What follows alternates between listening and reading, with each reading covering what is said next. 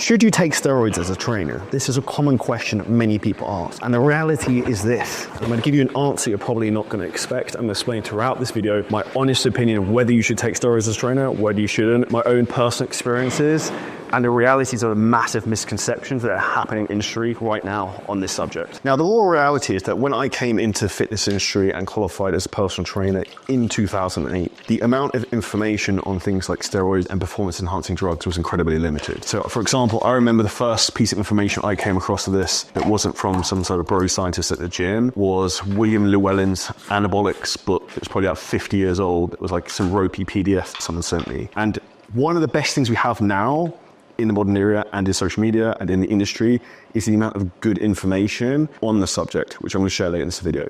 Now, if you're looking to build a fitness business and you want to be a trainer, being in great physical shape is one of the most important things from a marketing aspect. So if I'm going to be brutally honest with you in this video, and I'm going to give you my honest opinion at the end, will you make more money as a trainer, build a bigger following, if you take anabolic steroids? There's probably a good likelihood yes, because you have a better physique, which more people aspire for, and then more people want to look up to you and follow the freaks. Now, there's a couple of big caveats you have to look at with this, because when you go down the performance enhancing route, you're opening Pandora's box of a lot of things you don't understand. In particular, at the earlier stages of your life, where you don't tend to look at what you're going to have to deal with maybe 10, 20, 30 years down the line.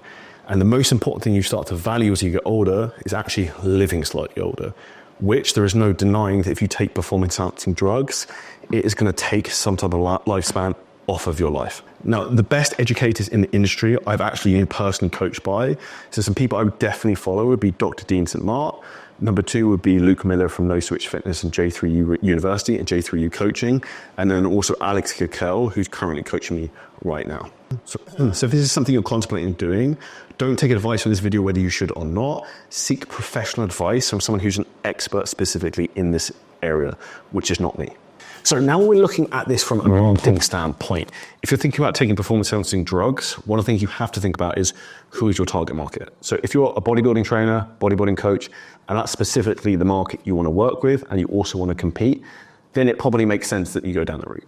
If you're looking to work with the average Joe, then you taking super physiological levels of drugs to get in great shape is probably going to distance yourself from them, because you'll get to a point where you're basically too jacked and not relatable to them.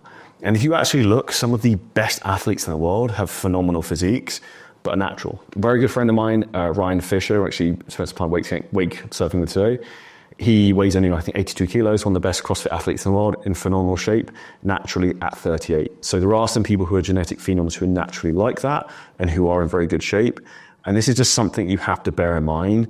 Like, how is this going to reflect in your marketing if you add a lot of muscle mass very quickly and perhaps you no longer fit the mold of what attracts your niche right now if you have one? Now, in terms of the physiological changes in terms of getting bigger, stronger, faster, and basically becoming more of an elite athlete, there are also a lot of other side effects that people don't talk about. So effects on people's moods, people being more negative, snappy, and this affects people more person to person than probably anything else. Some people it makes absolutely no difference. Some people it makes a massive difference. And a framework I'd think about is if you're an arsehole and you take steroids, it just makes you a massive arsehole and probably makes that a little bit more extreme. Whereas if you're just a nice guy, it shouldn't make a massive difference. So the terms in terms of people going psychotic from taking tons of steroids is probably slightly over-exaggerated. The people who probably go psychotic were probably psychotic anyway. And if we look at one of the base compounds that we use in terms of from a steroid point of view is going to be testosterone. So this is the big thing that gives males confidence and allows them to take risks. So if you're looking to build your business and you want to aggressively expand, one of the things you have to remember is that the way the human brain works is it wants to keep you away from pain. So it's fearful. And this is where actually having high levels of testosterone will mean you have an increased appetite for risk and you're more willing to try things. So there is a counter argument as an entrepreneur that maybe taking doses of testosterone, having high levels of testosterone can help you from a business standpoint because you have high levels of resilience. You can maybe have high levels of being driven and relentless, and you're also willing to take bigger risks. So from my own experience, I probably first came across some form of hormone-enhancing drugs maybe like 19. And the information back then was very rudimentary. And you compare that to information that's available now, it's much easier to get the right information and the right advice in terms of what you should do. Now, I naturally had low testosterone levels at maybe 27, and I was suffering with poor mental health, lack of confidence, and then not probably being in the best physical shape. And the reality is, once I started testosterone replacement therapy, which was self-prescribed because the NHS won't give that to you in the UK without a lot of work, because I was at the very bottom end of the range, everything changed. And then became more driven, became more successful, and then got in better shape. So that's my own personal experience in terms of what's happened to me. Now, the reality is, if I was to flip the clock back, would I do all of that again? The honest, brutal answer is no. I would not take anything.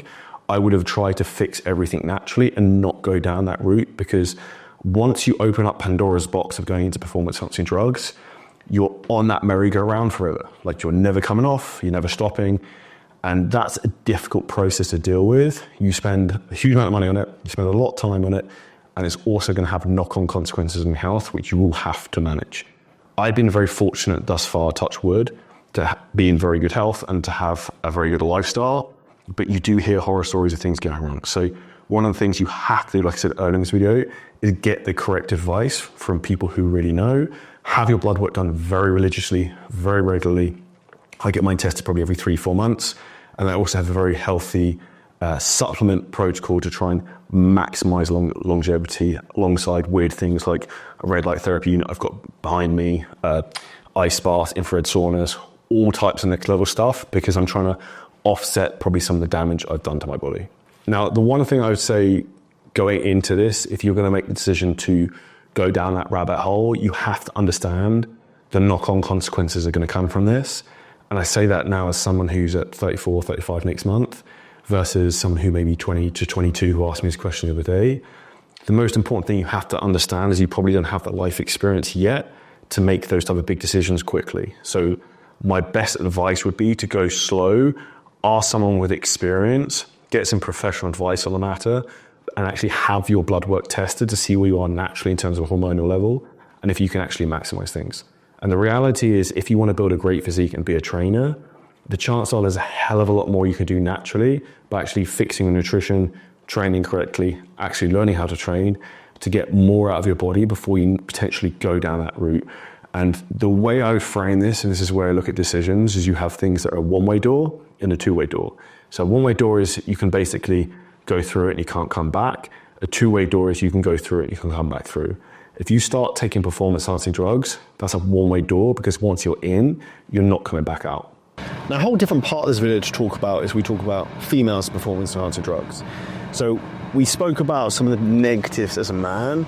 As a woman, it's even more extreme. And there's some things that are really inescapable at that point. One of the most prominent, personally, I think, is when a woman has a very deep voice.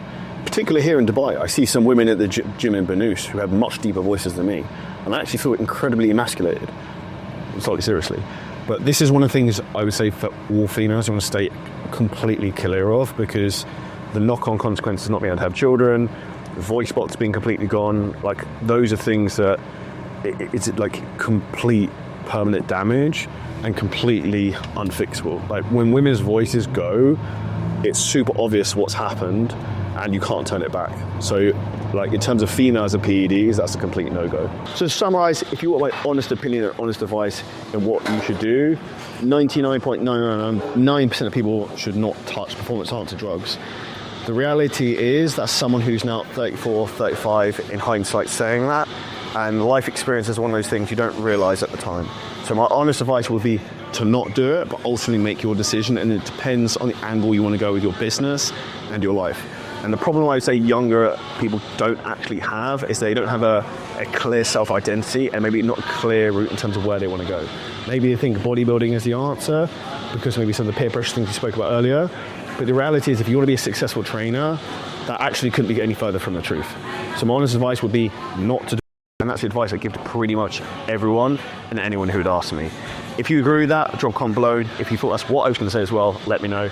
Make sure to smash the like button, subscribe, and I'll see you next video very soon.